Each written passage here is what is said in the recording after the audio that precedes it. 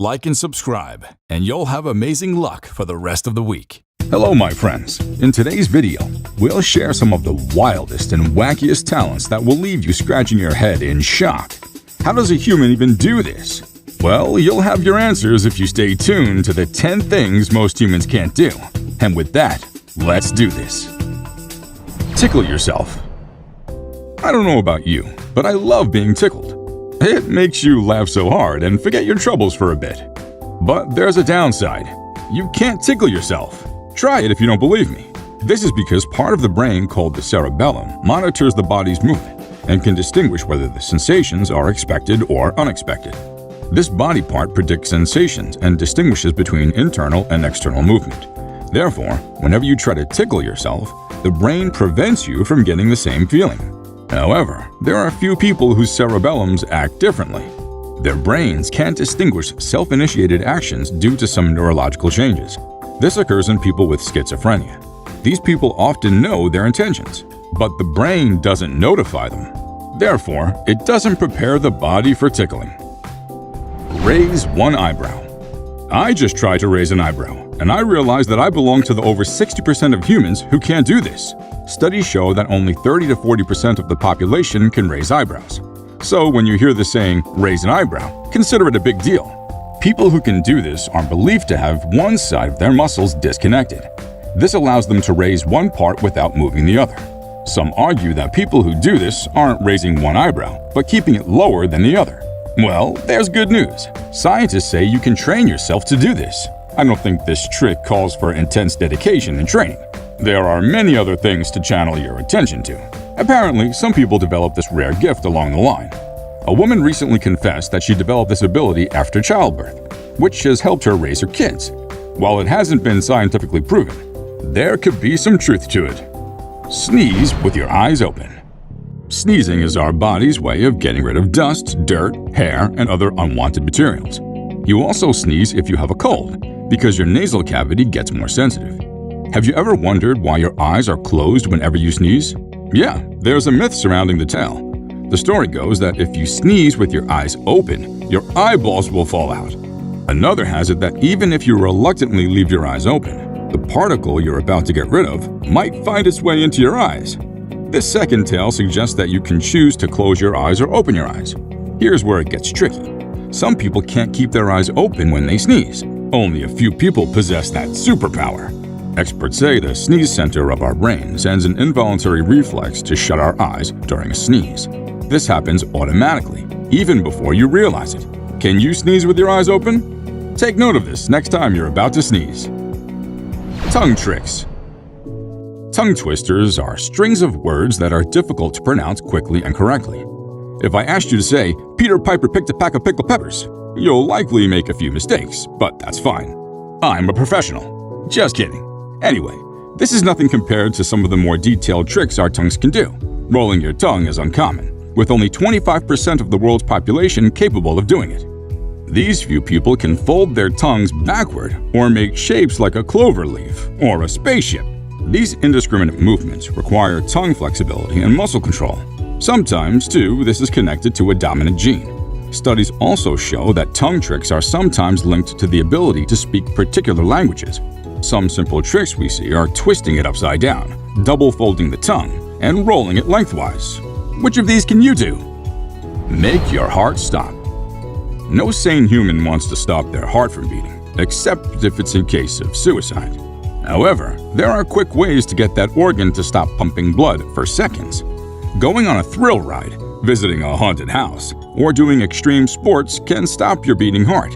Outside these circumstances, you can't stop your heart from beating. Some time ago, there was a popular TV program where people did remarkable things with their bodies. Most of the participants were musicians. They did their best to wow the audience and even experimented with some ideas on this list.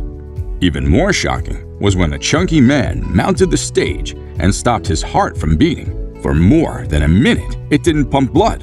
He proved to be the only one who did this. Even at that, he couldn't sustain it for more than 2 minutes. Touch your elbow with your tongue. This is the most commonest you can't do trick. Only a few people can touch their tongues to their elbows, but again, there's no sort of heroism in doing that. Why then do we have people itching to break this record? There's only one way to beat this trick. You would need a smaller arm and a long tongue to do this. What are the possibilities of having both features in one body? Even if this is the case, you still need flexibility and the willingness to show off this unique ability. Unofficial reports say only 1 in 100 people can lick their elbows. It's up to you to increase this figure. Here are 3 ways to achieve this. The first is to do tongue stretches to make them longer. Secondly, you can stretch your shoulders to make them more flexible. Lastly, consider deep breathing as it raises your diaphragm and allows you to stretch your neck further.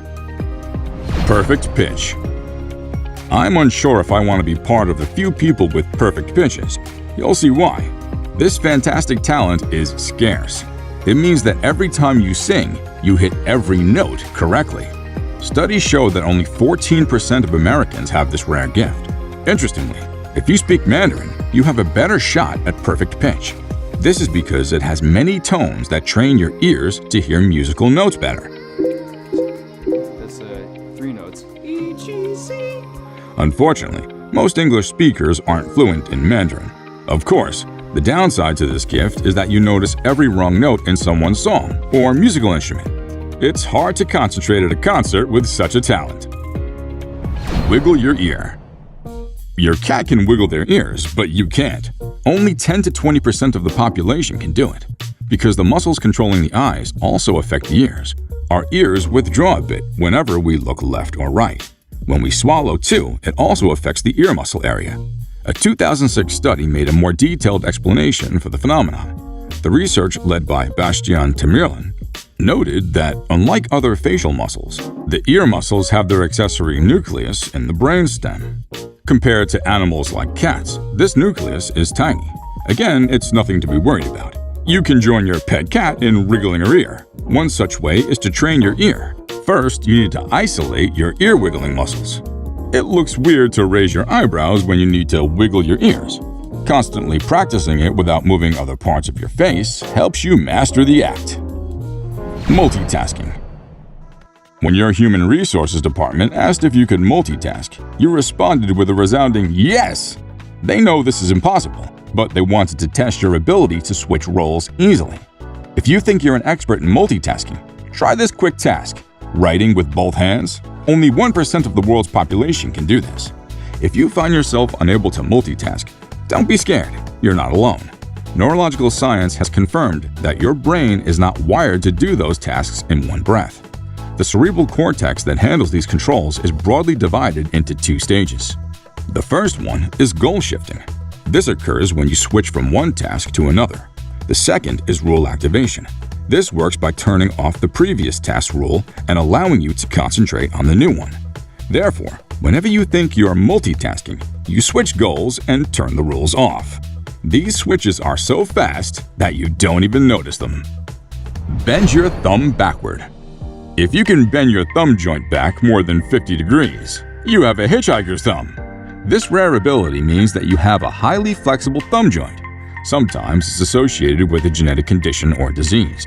Because there's little research done on this subject, most people believe it's a myth. Scientists broadly divide thumb types into 2, the straight and the hitchhiker's thumb. The latter is more complex and is controlled by a single gene with 2 recessive alleles. They believe that its bendability can get as extreme as 90 degrees. This special thumb type means that the joint closest to your nail is hypermobile. That is, you can move it beyond the normal range of motion. It's named after hitchhiking because it resembles the thumb you give when you're trying to hitch a ride on the roadside. Before we go, we can test your thumb type quickly. Fold your hands with your thumb popping out. Try to bend it back to see if it cooperates. If it doesn't, you already know what it means. And if it does, permit me to say congratulations! Welcome to the team of hitchhikers. Until next time, adios.